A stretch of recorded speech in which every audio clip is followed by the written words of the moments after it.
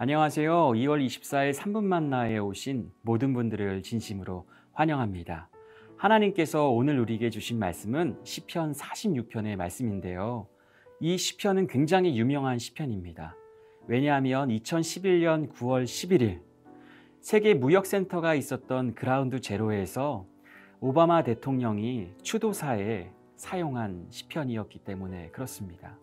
많은 사람들이 어떠한 추도사가 대통령의 입술을 통하여서 들려질까를 기대했지만 오바마 대통령은 시편 46편 그 말씀만 읽고 내려왔다라고 합니다.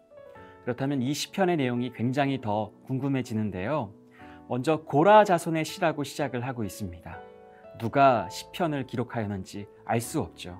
하지만 분명한 것은 믿음의 고백의 찬양이다라는 것입니다. 어떠한 믿음의 고백이냐? 1절 말씀을 보면요. 하나님은 우리의 피난처시요 힘이시니 환난 중에 만날 큰 도움이시라. 하나님이 인생의 어려운 일을 만났을 때에 우리가 온전히 피할 수 있는 피난처가 되시며 어려운 일을 만났을 때에 환난 가운데 우리를 도우실 분이라고 고백할 수 있다라는 것입니다. 그러한 고백이 있을 때에 2절과 3절을 통하여서 우리가 누릴 수 있는 삶은 두려움이 사라지는 삶입니다. 요즘처럼 두려움이 가득한 세상도 없는 것 같습니다. 하지만 우리 가운데에 피난처 되시며 큰 도움 되시는 하나님께서 우리와 함께 하시면 두려움은 사라지게 될 줄 믿습니다. 그 하나님께서 우리를 어떻게 지키시고 돌보시는지가 5절 말씀에 나와 있는데요.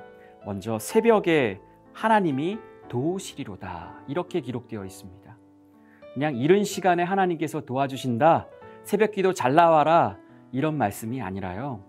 우리가 깨어있지 못하는 우리가 약한 그때에 하나님께서는 주무시지도 아니하시며 우리를 돌보아 주신다라는 그런 믿음의 고백이다라는 것입니다.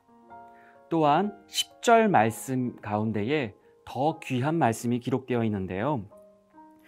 이르시기를 너희는 가만히 있어 내가 하나님 됨을 알지어다. 아멘. 전쟁은 우리에게 속한 것이 아니라 하나님께 속한 것임을 우리가 믿음으로 고백할 때에 하나님께서 우리를 위하여 싸워주신다, 우리를 도와주신다라는 믿음의 고백이 바로 하나님께서 원하시는 고백임을 우리는 시편 46편의 말씀을 통하여서 알 수 있습니다. 우리 종교개혁자 마틴 루터 잘 알고 계시죠? 왠지 용맹하고 믿음이 좋았을 것 같은 그 마틴 루터도 흑사병이라는 유럽에 완전히 유행하였던 전염병이 자신의 삶 가운데에 죽음과 두려움을 몰고 왔을 때에 그 역시 넘어졌습니다. 하지만 세상으로 넘어진 것이 아니라 하나님 말씀 앞에 엎드렸을 때에 하나님께서는 그에게 시편 46편의 말씀을 허락해 주셨습니다. 그 말씀을 통하여서 나의 피난처 되시며 큰 도움 되시는 하나님을 만났을 때에 마틴 루터는 우리가 잘 알고 있는 찬송가 585장을 하나님께 고백하였다라고 합니다. 내 주는 강한 성이요 방패와 병기 되시니 큰 환난에서 우리를 구하여 내시리로다.